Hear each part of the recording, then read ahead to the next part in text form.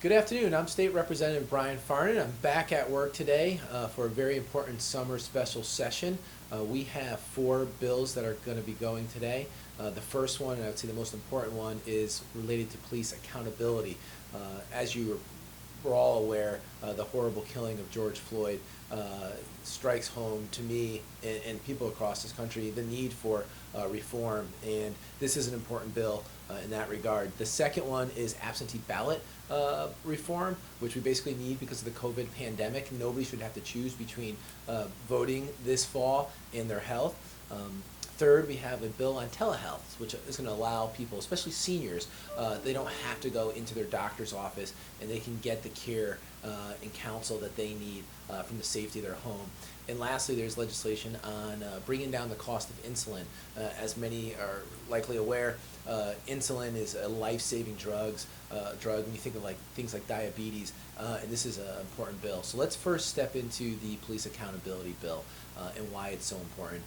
This bill does a lot of good things like community policing, body cams, psychological testing. Police officers see a lot of tough things on a day-to-day basis, and I'm also happy to say that Fairfield is already doing a lot of these things. So to see those type of reforms and the things that we're doing in Fairfield being done statewide is very much a good thing. I've spoken to our police chief in Fairfield. I've spoken to many officers about this bill, and a lot of them are very supportive of a lot of the provisions in the bill because they know more than anyone that when you have a bad actor in the police department, that can cause really horrible things to happen, and it also impacts the good officers, which we want to protect them too, most importantly.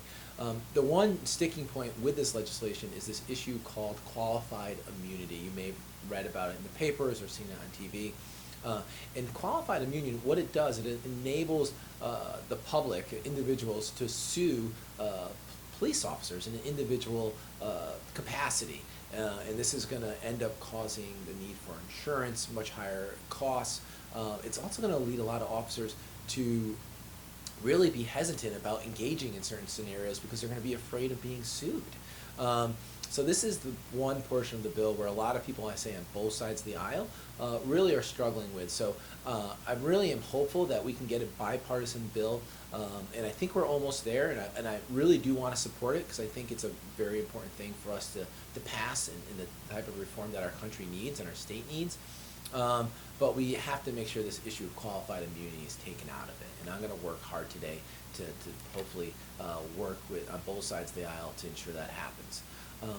The second bill is the absentee ballot bill, and this basically is going to allow people you can think of someone who doesn't feel safe voting because maybe they're a senior and they have health issues or they have a compromised immunity issue going on. They shouldn't have to choose between voting and their health. So there are also issues about fraud.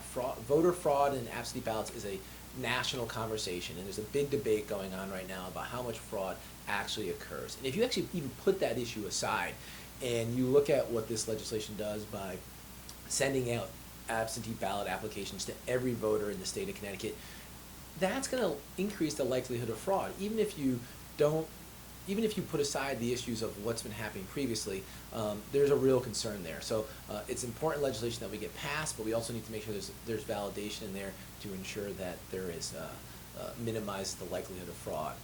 And just to sum up on telehealth and insulin, those are common sense legislation.